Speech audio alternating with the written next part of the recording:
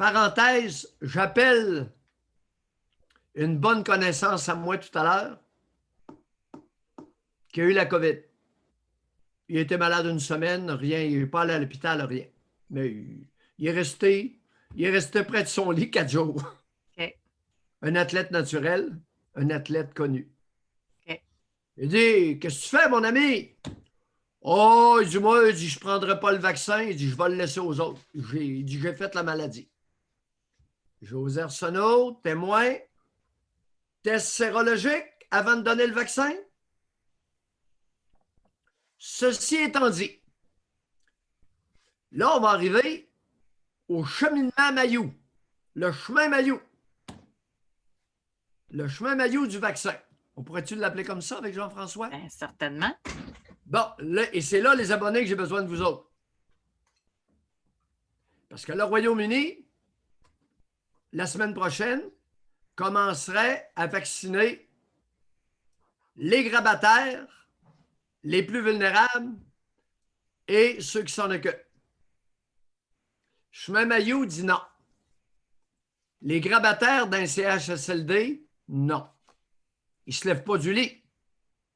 Gaspillage, dit Mademoiselle 27. Elle a raison. Parce que là, les abonnés, ce qu'on a entre les deux oreilles, il va falloir que ça paraisse que c'est de l'intelligence, là.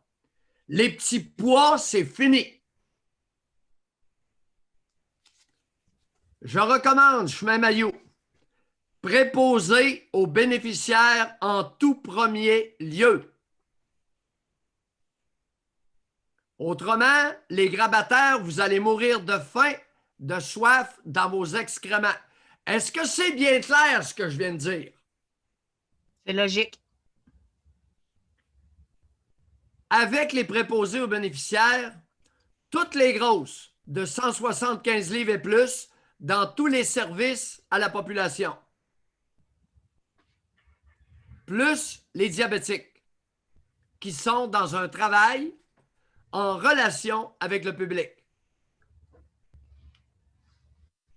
Le chemin Mailloux, là, il n'est pas commun.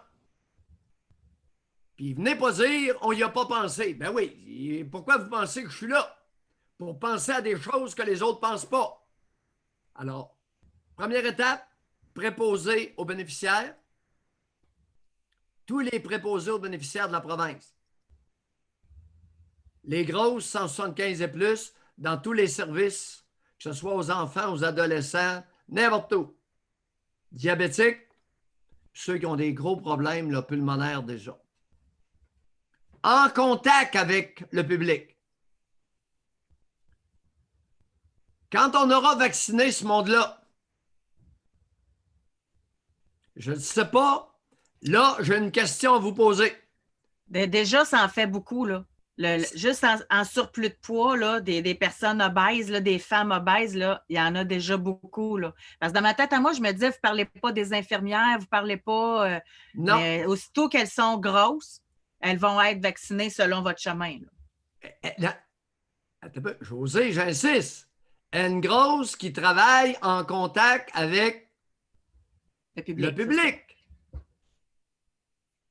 Diabétique qui travaille en contact avec le public. C'est clair? Deux, et là, ce que je ne sais pas, quel va être le délai entre les deux vaccins? Est-ce que les deux vaccins sont identiques? Tu me suis? Oui. Bon. Ce matin, on est le 2 décembre, n'est-ce pas? 2 décembre 2020. L'état des connaissances actuelles. Je mettrai en numéro 2 tout le personnel de soins et les gestionnaires de ce personnel de soins. Ça, c'est infirmières auxiliaires, les inhalothérapeutes, physiothérapeutes, tout le personnel de soins. Une dose ou 2 doses, dépendamment comment on va orchestrer ça avec numéro 1. Oui. Je vais vous revenir là-dessus. Là. Dans la deuxième phase là, de ça, là, personnel de soins, gestionnaire, J'aurais une demande spéciale. Ajouteriez-vous les enseignants pour laisser les enfants à l'école, leur laisser le...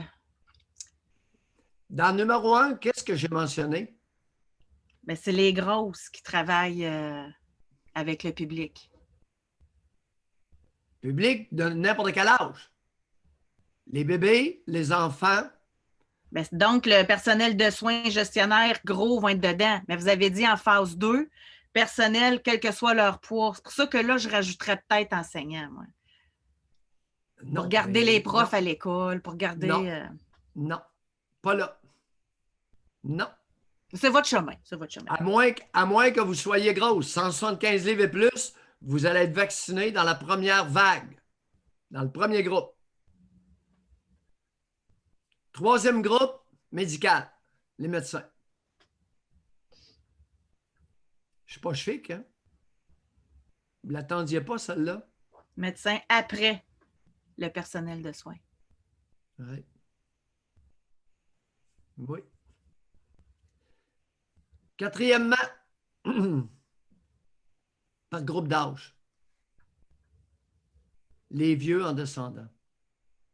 Pourquoi vous mettez les médecins après le personnel de soins? Moins exposés. OK. Plus capables de se protéger. OK.